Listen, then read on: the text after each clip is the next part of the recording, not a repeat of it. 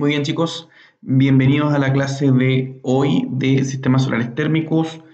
Eh, Saludos desde acá de Estados Unidos. Voy viajando ya, así que los que tengan clase conmigo mañana van a tener clase normal. ¿Ok? Bien, chicos, si ustedes se fijan, la última clase de sistemas solares térmicos, nosotros habíamos conversado y habíamos terminado, de hecho, las presentaciones respecto de los componentes de un sistema solar térmico. ¿Sí? O sea, ya hemos visto durante el transcurso de este semestre principalmente cómo funcionan los sistemas solares térmicos, o en realidad cómo funcionan los componentes de un sistema solar térmico, ¿ya? Cómo funciona el vaso de expansión, cómo funciona el estanque de acumulación, el captador, el colector solar, ¿cierto? Respecto a este efecto invernadero que se produce dentro. Ahora, estamos ya llegando a la etapa donde tenemos que empezar a integrar los componentes, porque obviamente un sistema solar térmico no funciona o no es, ¿cierto? Un conjunto de componentes aislados, es un conjunto, ¿cierto? De componentes que funciona junto, que funciona, digamos, trabajando en conjunto, y en ese sentido tenemos que empezar a vislumbrar cómo sería ese funcionamiento, ¿ya? Entonces, vamos a partir con la clase de introducción al diseño de sistemas termosolares. Y bueno, aquí hay algunas preguntas que dicen, ¿por qué es importante realizar un buen diseño, ¿cierto?, de un sistema termosolar? ¿Se acuerdan cuando habíamos hablado de la legionela, por ejemplo, en la clase? Cuando habíamos hablado, por ejemplo, de que un niño perfectamente puede quemarse, o cuando habíamos hablado que el, que era re importante, ¿cierto?, tener un buen diseño, ¿cierto?, porque podríamos tener un sistema con sobrecalentamiento, por ejemplo, o bien con baja temperatura, ¿cierto?, con riesgo de congelamiento, o muchas veces tenemos sistemas que generan mucha más energía de la que yo puedo consumir. Entonces, claramente ahí hay problemas de diseño, ¿ya? Entonces, es importante hacer un buen diseño, o por ejemplo, imagínense que yo tenga el circuito primario a una presión, por ejemplo, o que el captador solar, por ejemplo, tenga una presión máxima de trabajo de 6 bar y yo instale una válvula de seguridad de 5 bar. Ese tipo de cosas tienen que ver con el diseño, tienen que ver con la instalación y tienen que ver con la puesta en marcha, ¿ya? Respecto a la segunda pregunta, que dice lo siguiente, ¿qué tipos de diseño usted puede mencionar? Y aquí es donde quiero detenerme un poco, ¿cierto? Porque nos vamos a dar cuenta que dentro de los diseños, ¿cierto?, de distintos software, vamos a tener los software de apoyo a la toma de decisiones, ¿cierto? Vamos a tener los software de diseño estático y vamos a tener los software de diseño dinámico, ¿ya? Los software de apoyo a la toma de decisiones, ¿cierto? Son software no tan elementales, pero sí son software que nos permiten saber si un proyecto va o tiene cierta viabilidad o no, ¿ya? Los software de apoyo a la toma de decisiones son tremendamente importantes porque nos permiten ahorrar mucha plata, ¿ya? ¿Por qué ahorrar plata? Porque yo le pregunto a usted, si usted tuviera que hacer un tremendo proyecto, un proyecto que tuvo un par de millones de pesos, ¿usted llegaría y lo haría? ¿O trataría de una forma barata de comprobar que efectivamente ese proyecto tiene un cierto nivel de viabilidad? Yo creo que sí, ¿ah? ¿Sí? Perfecto. Antes de continuar con los software, quiero explicarles, acuérdense, este es apoyo a la toma de decisiones. Quiero mostrarles esta imagen que está acá. Voy a agrandarla, ¿cierto? Bien. Fíjense lo que pasa dentro de un proyecto. Esta es la evaluación de un proyecto de energías renovables, ¿ya? Fíjense que el riesgo, ¿ya?, o la variación, por ejemplo, respecto del precio, va cambiando, o el costo de los proyectos siempre va, obviamente, junto al desarrollo del proyecto se va reduciendo. Fíjate que acá, en esta etapa de prefactibilidad, yo estoy más o menos, ¿cierto?, con toda esta variación respecto de cuánto podría ser el precio final de un proyecto, hasta que llego al costo final. Yo les pregunto a ustedes, cada vez que o cuando hicieron algo, cuando quisieron ir a comprar algo, imagínense, por ejemplo, que fueron al supermercado, ustedes pensaban más o menos que iban a gastar 10.000 pesos, pero cuando salen y pasan por la caja, terminan gastando 15.000. ¿Por qué pasa eso? ¿Ah? Bueno, y la respuesta es muy simple, porque obviamente o sea, lo que pasa realmente en los proyectos es muy distinto a lo que uno planifica, ¿ya? Hay que tratar de que eso no sea así, pero al final del día, claro, pasa. Y fíjate, cuando estamos hablando de una prefactibilidad de un proyecto, que ya les voy a explicar, tenemos una variación de costos de más o menos entre un 40 y un 40%. Es decir, si yo estimo en una etapa de ingeniería conceptual, ¿cierto? Un proyecto de energía renovable, en esta etapa, que es una etapa preliminar a la construcción, yo voy a tener ese rango de error. ¿Ya? Y ese rango de error se va afinando. Cuando yo paso a un estudio de factibilidad, ya reduzco entre un 15 y un 25% el riesgo. Y al final, el precio, perdón. Y al final el precio que termina costando el proyecto es ese de acá. Entonces, lo que pasa desde este punto a este punto, estoy hablando de los procesos de evaluación de un proyecto, son muchísimo, son muy distintos. ¿Ya? Y en ese sentido, yo les había dicho que existen las siguientes etapas de evaluación de un proyecto. La prefactibilidad, la factibilidad, ¿cierto? Y el estudio, perdón, de perfil. ¿Ya? Todas estas etapas corresponden a el estudio de, o la etapa de preinversión. ¿Ok? Vamos a ponerle ahí PI. A la etapa de preinversión. Muy bien. ¿Cuál es la diferencia de esta? Bueno, primero en un proyecto de energías renovables o en cualquier tipo de proyecto, yo debería establecer lo que es un perfil de un proyecto. ¿Y qué es un perfil de un proyecto? Es un documento que establece principalmente cuáles son los objetivos del proyecto, cuáles van a ser los impactos esperados del proyecto, cuál es la problemática que tengo, ¿ya? ¿Cuáles son, por ejemplo, bueno, ya lo dije, los objetivos, etcétera? O sea, ¿qué es lo que voy a hacer? ¿Ok? Porque ustedes saben, y todos los proyectos parten de una problemática. Entonces, ¿cuál es esa problemática? Ah, ok, lo primero que usted tiene que hacer es definirla, porque no va a poder dar solución a esa problemática si usted no la tiene clara. ¿Ya? En ese sentido, acá en el perfil, ¿cierto? Voy a establecer cuál es el problema, ¿ya? Ok.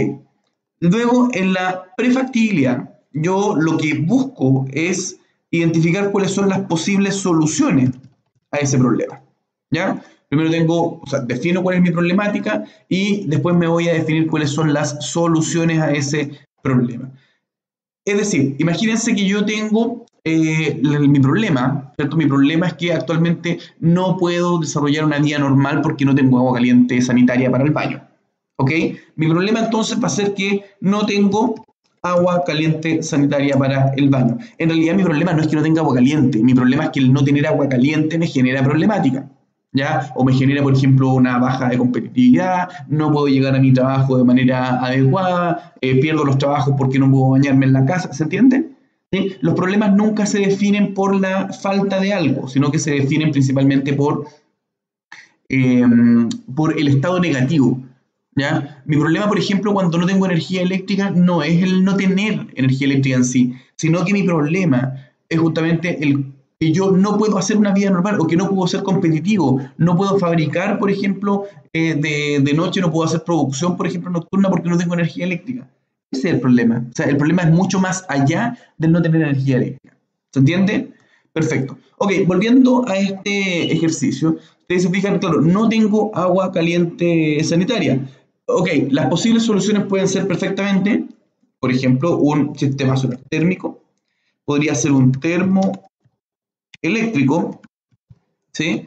O podría ser, por ejemplo, una caldera. Obviamente un sistema solar térmico más, vamos a ponerle una fuente de energía auxiliar, ¿ya? Yo tengo esas tres soluciones que podrían resolver mi problema, ¿o no? ¿Sí o no? Sí, pues, efectivamente. O sea, yo podría, si mi problema actualmente es que no soy competitivo o que no puedo llegar bien a mi trabajo por no tener agua caliente sanitaria en las mañanas, yo lo podría resolver con una caldera, con un termoeléctrico o con un sistema solar térmico. ¿Se entiende? Entonces, ¿qué solución de estas ustedes tomarían, de estas tres?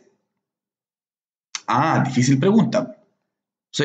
Y esa es la invitación que les hago, digamos, a darse cuenta que efectivamente si yo tengo una problemática, que es esa, podría tener muchas soluciones a esa problemática. ¿Y cuál es la idea? La idea es que yo sea capaz de evaluar cada una de estas alternativas, ¿cierto? De evaluar cada una de estas alternativas para saber cuál es la más viable, ¿o no? ¿Sí o no? Sí, esa es justamente la idea. Y es por eso que yo a esta etapa le llamo etapa de prefactibilidad. ¿Por qué? Porque en la etapa de prefactibilidad lo que yo hago es identificar las posibles soluciones a mi problema. Es decir, ya definí el problema en la etapa de perfil, ¿cierto? No hay agua caliente sanitaria, y aquí tengo 3 alternativas para resolver este problema, con un sistema solar térmico, con un termoeléctrico y con una caldera. ¿Ok? Entonces, la idea es que yo sea capaz de desarrollar y hacer una evaluación de estas alternativas para luego que elegir alguna. En este caso voy a elegir el sistema solar térmico más energía auxiliar, y es esta la opción que yo voy a desarrollar de manera mucho más profunda. ¿Ok? Si yo les pregunto, ¿cuáles son las posibles soluciones, por ejemplo, para por ejemplo, la generación eléctrica? Yo puedo tener un sistema fotovoltaico, puedo tener un grupo electrógeno, puedo tener, por ejemplo, un sistema eólico, ¿ya? Igual que acá, lo que acabo de hacer con el agua caliente sanitaria. Entonces, ¿cómo sé yo cuál debería elegir? ¿Cuál es más viable? Usted me dirá, profesor, entonces lo que tenemos que hacer es hacer un estudio completo y un diseño y una evaluación técnica y económica de cada alternativa. Sí, está súper bien. El problema es que eso cuesta dinero, eso cuesta plata. No es barato hacer esos estudios, porque esos estudios necesitan expertise técnica, esos estudios necesitan tiempo, ¿cierto? Y por ende son estudios costosos. Entonces, ¿cuál es la idea de la prefactibilidad de esta etapa de acá? La idea es justamente evaluar, ¿cierto? Evaluar, pero a un nivel no tan profundo, sino que evaluar a nivel de prefactibilidad, o que también se llama ingeniería conceptual, ¿cierto? Ingeniería conceptual. A nivel de ingeniería conceptual, yo voy a evaluar estas alternativas. Entonces, ¿qué es lo que hago? Principalmente diseñar, y si es un sistema solar térmico, diseñar los componentes básicos. Yo lo que necesito es tener una valoración. ¿Cuánto me va a costar ese proyecto? Porque eso es lo que termina definiendo la viabilidad. Entonces, fíjense, en la prefactibilidad, yo estoy acá.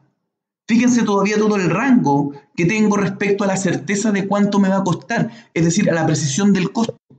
¿Cuál preciso va a ser el costo en esta etapa de prefactibilidad?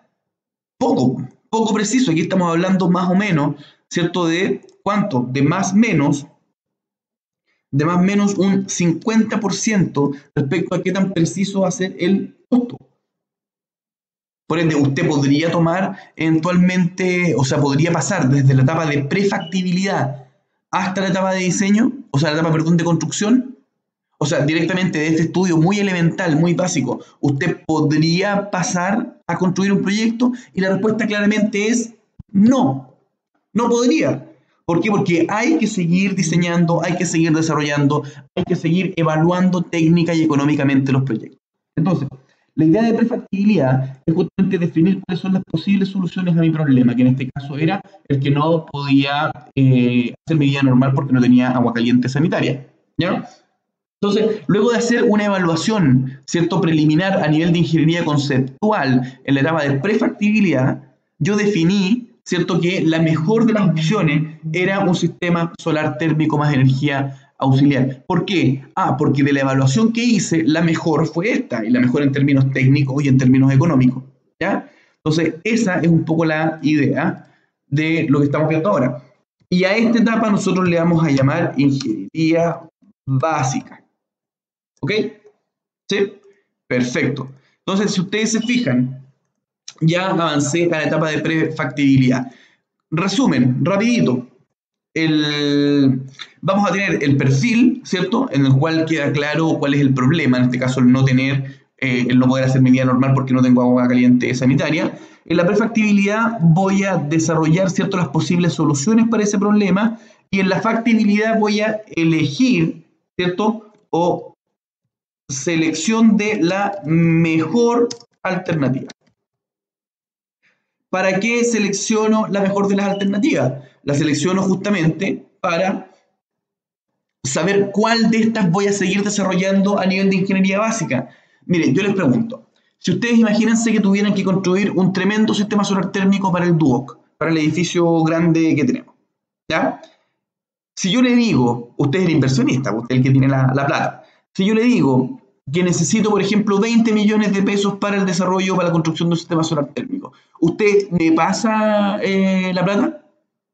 O sea, si yo solamente le digo que necesito los 20 millones, sabiendo que un sistema solar térmico se paga entre 3, 5, 6 años. Si yo le digo que usted va a recuperar la inversión en ese plazo, ¿usted me pasa el dinero? Ah, probablemente no me lo va a pasar. Ahora, si yo después digo que efectivamente tengo un estudio de ingeniería del proyecto, donde le muestro cuáles van a ser los ahorros, donde proyecto la cantidad de energía que voy a generar, etcétera, etcétera, ¿usted me pasa la plata? Ah, probablemente sí. O sea, usted necesita tomar una decisión a nivel de inversionista, ¿cierto? A nivel de inversión, con información. Pero yo le pregunto, si tuviera ese problema y defino esas tres soluciones, ¿usted cree que yo voy a hacer un desarrollo a nivel de ingeniería, a nivel de diseño, a nivel de evaluación? ¿Voy a hacer un estudio acabado y sumamente detallado? No, insisto, ¿por qué? Porque esto cuesta mucha plata. Entonces lo que yo hago es tomar una decisión preliminar de cuál de estas opciones es la mejor. Y cuando elijo una, que en este caso son los sistemas solares térmicos más energía auxiliar, ahí a esa recién me pongo a hacer el estudio a nivel ya completo. Y fíjense que cuando hago este estudio, yo me voy, ¿cierto? Y me muevo en un punto de la factibilidad, donde paso a más o menos un 15, un 25%. ¿Cierto? Fíjate, ¿qué es lo que hice desde la prefactibilidad a la factibilidad? Lo que hice es reducir en aproximadamente 30 puntos porcentuales la precisión de costo. ¿Por qué? O sea, ahora le achunto más al costo, principalmente porque ahora ya tengo un estudio más acabado y porque ahora ya sé, efectivamente, con mucho más argumento y con mucho más estudio, con mucho más definición de cuál va a ser mi equipamiento para el sistema solar térmico, y por ende puedo llegar a una precisión de costo. ¿Sí? No sé si se entiende más o menos eso. Entonces, bueno, tenemos la etapa de perfil, prefactibilidad, factibilidad. Esta es la etapa de preinversión, que no se les olvide, ¿ya? Porque después viene la etapa de inversión y ahí es donde construimos el proyecto. Entonces, a la etapa de prefactibilidad le llamamos ingeniería conceptual y a la etapa de factibilidad le llamamos ingeniería básica. Pero bueno, la clase no era de eso, ¿ah? La clase era de los software, porque estamos hablando justamente de estos software que nos permiten justamente hacer dimensionamiento de los sistemas solares térmicos, ¿ya? Como la primera aproximación al diseño, como la primera aproximación, ¿cierto?, al funcionamiento íntegro de un sistema solar térmico.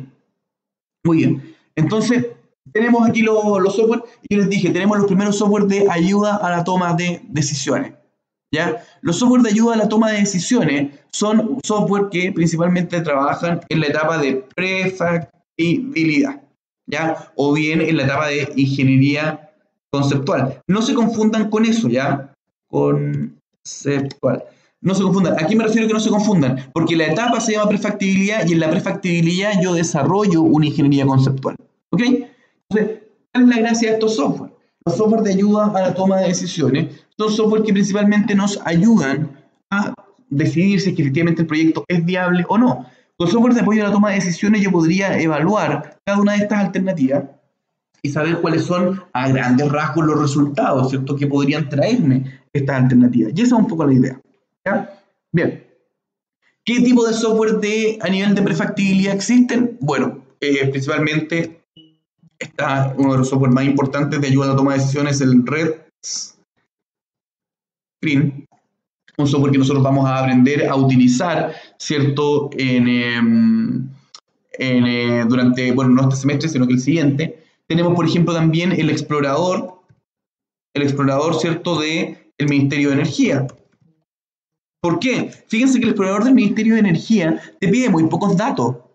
¿Se dan cuenta? Te pide muy pocos datos y con esos pocos datos es capaz de entregarte un resultado final. Yo le pregunto, si usted tuviera que hacer una inversión de 40 millones de pesos, ¿cierto?, ¿le creería directamente al software, al explorador solar del Ministerio de Energía, sabiendo que ese explorador solar se demora 2 minutos o que le pide solamente 10 datos de entrada?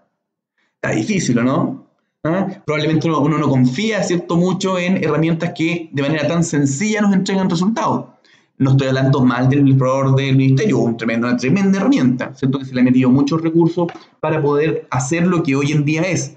Pero yo les pregunto, le hago esa pregunta, o sea, ¿usted invertiría 40, 50 millones solamente metiendo un par de datos a un software? Ah, probablemente no. ¿Ya? Entonces, bueno, quedémonos de momento con esos dos. ¿Hay más software de apoyo a la toma de decisiones? Sí, hay muchos más. Después nos vamos a ir, ¿cierto?, a los software de diseño estático, SDE, diseño estático, y de diseño dinámico, que es este DD, diseño dinámico. Aquí estamos obviamente en una etapa de factibilidad, ¿sí? Por ende, aquí lo que hacemos es, ¿qué cosa? Una ingeniería básica, ¿cierto? Y acá tenemos esta disyuntiva, diseño estático, diseño dinámico. ¿Cuál será la diferencia entre ambos tipos de diseño? Yo se las explico a continuación. El diseño estático es un diseño, ¿cierto?, que tiene mucho más detalle, es un diseño que es mucho más prolijo, es un diseño que es más profundo, ¿cierto?, donde yo evalúo muchísimas variables más que las que hubiese hecho en un software de apoyo a la toma de decisiones, ¿ya? Eso es el diseño estático. ¿Cuál es la diferencia entre el estático y el dinámico? Es que ese diseño, esa simulación que yo hago, o ese dimensionamiento del sistema, cuando es diseño estático, yo utilizo variables que son estáticas.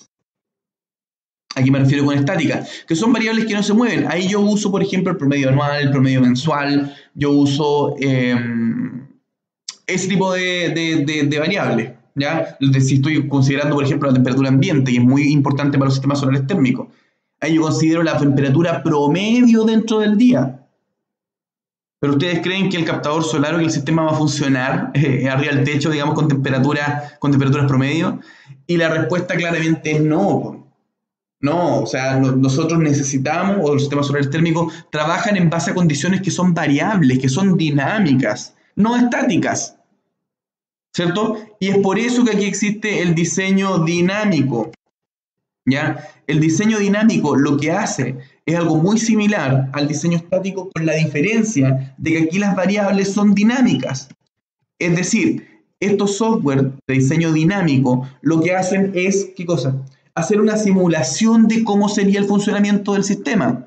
No quedarse en cálculos en base a radiación promedio, temperatura promedio, ¿cierto?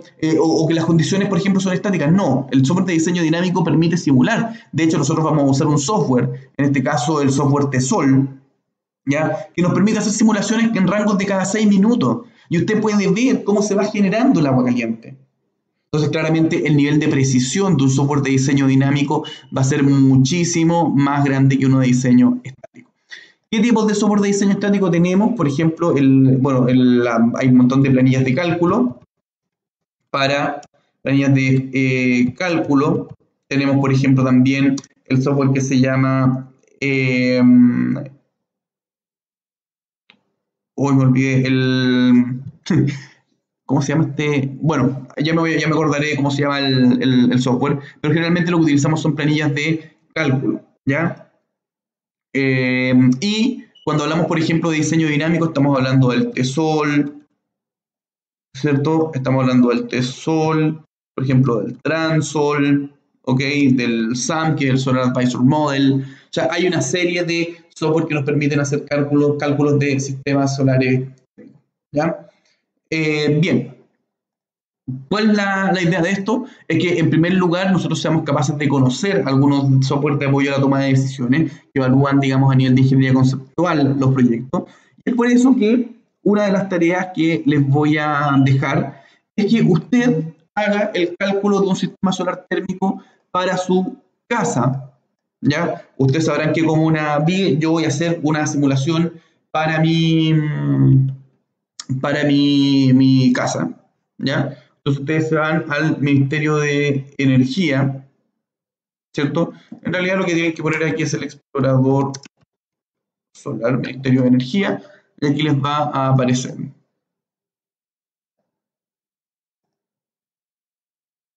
Ok, acá tenemos el explorador. Nosotros ya hemos usado la herramienta del cálculo de ahorro, hemos usado la herramienta de sistema fotovoltaico. Perdón. Y aquí vamos a usar la herramienta de sistemas solares térmicos, ¿ya? Entonces yo lo que necesito es que usted busque su dirección. Por ejemplo, voy a poner el Duoc San Joaquín. No voy a poner mi casa porque si no probablemente los voy a tener a todos ahí, ¿cierto? Ok. Van a ir todos a mi casa a una fiesta. Claro que no. Bueno, seguimos entonces. Lo que vamos a hacer es la herramienta del cálculo de ahorro para hogares. Y aquí yo quiero que usted vaya poniendo los componentes, ¿cierto? O los datos de su sistema solar térmico, ¿ya? Finalmente, uno cuando usted va completando todos estos datos, ya si es que no sabe, por ejemplo, cuál es qué significa cada una de las alternativas. Aquí tiene una herramienta de ayuda, ¿ya? Y esa herramienta de ayuda, lo que yo quiero es que usted me genere un informe, el informe de su casa. Y ese informe de su casa, usted lo descargue y me lo envíe por correo. ¿Cuándo me lo tiene que enviar por correo? Bueno, hoy día miércoles, a más tardar, ¿cierto? Las 22:30 horas, ¿cierto? Vamos a anotarlo acá. Hoy día miércoles, ¿a cuánto estamos? A 17 de octubre a las 22:30 como máximo, ¿ya? Y me lo manda ¿a qué correo? Al correo trabajos.jpp@gmail.com, ¿ok? A ese correo con el asunto clase TTI, y hoy día estamos a 17 de octubre, de nuevo, 17 del 10. ¿Estamos? Ese va a ser el asunto que usted le va a poner al correo. Cualquier duda, mi celular, acuérdese que es más 56979639994. Cualquier duda que tenga me la puede hacer por correo electrónico. Entonces, la primera tarea es hacer, ¿cierto?, el dimensionamiento, la estimación, ¿cierto?, de un sistema solar térmico para su casa. Aquí, bueno, aquí pueden ver el reporte que aparece. Ahora, los datos que quiero que ponga usted, quiero que sean datos reales, ¿ah? ¿Cuánto es, los litros que usted necesita? ¿Cuánto es el precio de la energía? Trate de hacerlo. De todas maneras, el fin de semana, en las clases prácticas que tengamos ahí, vamos justamente a hacer más ejercicios de esto, donde yo les voy a enseñar, bueno, de mucho mejor forma, entre comillas, a poder usar estas herramientas, ¿ya? ¿Cuál es la idea? Que, bueno, usted trate de hacerlo y me mande el reporte. Ahora, es cosa de ver esta herramienta, si bien hay mucha información que está detrás, porque esta es solamente una interfaz, ¿cierto? Una interfaz que usted puede ver, pero si usted se fija, hay un montón de datos que no están aquí considerados, ¿cierto? Que usted no puede meter. Por ejemplo, el coeficiente cuadrático de pérdidas, si usted se fija, no está acá, ¿ya? Solamente tenemos el rendimiento óptico, tenemos eso, y tenemos el área del captador. Pero, como les digo, o sea, yo no puedo ingresar, por ejemplo, las temperaturas, la radiación, bueno, la toma obviamente una base de datos. Entonces, hay que tener cuidado, ¿cierto? Que este tipo de herramientas probablemente no me van a permitir llegar y desarrollar, ¿cierto? Un proyecto a nivel de inversión. O sea, no, después de esto, cuando yo saco el reporte, no me voy a ir a comprar un kit solar, digamos, para instalarlo. O sea, probablemente tengo que hacer un análisis un poco más profundo. ¿Queda claro? Bien, chicos. Esa es la tarea para hoy. Pero lo que nos convoca es que hoy día vamos a hablar de uno de los software más importantes para el diseño dinámico, que es el TESOL, ¿cierto? Tal y como existe el TESOL, para fotovoltaica también existe el software que se llama PDSOL, ¿ya? Son software de origen alemanes que nos permiten hacer dimensionamiento dinámico de los sistemas, ¿ya? ¿Cuál es la gracia de este tipo de equipo? Es que, claro, usted lo que puede hacer, digamos, es no solamente hacer el dimensionamiento del sistema, sino que también cargarle bases de datos, ¿cierto?, que son provistas por otro software. Por ejemplo, el Meteornorm. Meteornorm es un software de base de datos meteorológica que me permite generar archivos, ¿cierto? El TESOL, archivos de base de datos climática, que el TESOL puede leer para ser utilizado, para utilizarlos dentro de su cálculo de sistema, ¿ya? Si usted se fija acá, y eso es lo que vamos a ver el sábado, tenemos la interfaz de usuario. Si usted se fija, es una interfaz bastante simple, ¿ya? En la cual, vamos a partir, ¿cierto? Utilizando el asistente, y ustedes pueden ver cómo el asistente de cálculo, el asistente de dimensionamiento, donde usted va a poner cuáles son los datos climáticos, va a poner, obviamente, información del proyecto, ¿ya? Va a hacer ingresos, ¿cierto?, de si el sistema es para agua caliente sanitaria o bien para calefacción, ¿cierto? Y una vez que usted selecciona cuáles son el tipo de sistema que usted va a utilizar, lo que hace justamente es definir qué tipo de sistema es. Si tenemos un acumulador, dos acumuladores, si es un captador de tubo, si es un captador plano, si es que tengo energía auxiliar integral, el tanque, si es que la tengo afuera, etc. O sea, hay una serie de tipologías, ¿cierto?, que me permite utilizar o seleccionar el TESOL, ¿cierto? Luego nos vamos a ir y en el asistente de dimensionamiento nos van a pedir los datos de los consumos, ¿ya? Usted conoce el consumo de agua caliente. Si usted sí lo conoce, apretaría ahí y usted ingresaría el dato. Y de lo contrario, ¿cierto?, te preguntan el número de personas, porque claramente el consumo de agua caliente sanitaria está relacionado con el consumo, o sea, con la cantidad de personas. Mientras más personas, más agua caliente se necesita, ¿cierto? Con la temperatura deseada del agua caliente, es decir, siempre, si recuerdan que yo les había dicho que siempre definimos cuál es la temperatura de consumo, cuál es la temperatura, ¿cierto?, que necesitamos entregarle o entregar el agua caliente al servicio. Bien. Y acá, si ustedes se fijan, tenemos la temperatura mínima del año y la temperatura, en realidad, hasta febrero y agosto, ¿cierto? Que son 2 meses que son bastante opuestos respecto a el agua que viene de la red. Súper, súper importante. Bien, acá vamos a empezar a definir el banco de captadores. Si usted se fija, por ejemplo, podría perfectamente hacer la selección del tipo de captador. Si usted, eso es lo otro que permite este software, tiene una base de datos de distintos captadores y si usted no está o no encuentra el que usted va a utilizar, lo puede agregar sin mayor problema. Entonces aquí lo selecciona, el ángulo de inclinación, obviamente, ¿cierto? Y cuál es la orientación, si quiere orientación sur, norte, etcétera, lo largo de las tuberías, ¿ya? Y luego llegamos a esta parte, donde definimos la fracción solar. La fracción solar, chicos, es el porcentaje de cobertura que va a tener un sistema solar térmico dentro de del consumo energético de la generación de agua caliente. Un 30% significa que el sistema solar térmico va a aportar un 30% de la energía que yo necesito para la generación de esa agua caliente sanitaria. ¿Ya? Bien. Entonces, bueno, el sistema me va a dar las opciones, me da 3 opciones, curiosamente, ¿cierto? Generalmente en la prefactibilidad nosotros partimos con 3 posibles soluciones para después elegir una, y dentro de esa una que yo elijo la paso a etapa de ingeniería básica o factibilidad. De hecho, eso es lo que vamos a hacer. Aquí estamos en el asistente, si ustedes se fijan, yo voy a elegir alguna de estas alternativas, ¿ya? Previo cálculo. Si ustedes se fijan, por ejemplo, aquí tengo la fracción solar, dependiendo, claro, del número de colectores, ¿cierto? Por ejemplo, con 16 colectores, por ejemplo, para el proyecto que yo había simulado, tengo con uno de los sistemas, ¿cierto? Bueno, por ejemplo, con este depósito que tenía de 540 litros, voy a tener una fracción solar del 31%, pero con este voy a tener 30, ¿cierto? Que es un depósito de 2.160 litros. ¿Ya? Entonces, fíjate que el software me entrega resultados preliminares que me van a permitir hacer la evaluación de cuál es la mejor configuración, ¿cierto? Y dependiendo de cuál es la mejor configuración, yo voy a seleccionar una de estas, ¿ya? Una de estas 3, aquí está el de 2160 y el de 540. Pero aquí yo lo selecciono, ahí empiezo el dimensionamiento. ¿Se entiende? Que fíjate que aquí en este software, que este diseño dinámico, partimos primero entrando o ingresando pocos datos de entrada para elegir la mejor configuración, para elegir el mejor tipo de sistema que a priori, ¿cierto?, que en forma preliminar se adapta a mi sistema. Y luego de eso, cuando ya lo elijo, ahí me meto recién a hacer un dimensionamiento más fino. ¿Ya? Porque imagínate, probablemente ninguno de los sistemas me hubiese servido. Entonces, voy a hacer yo un dimensionamiento fino si es que esos sistemas probablemente no me van a servir.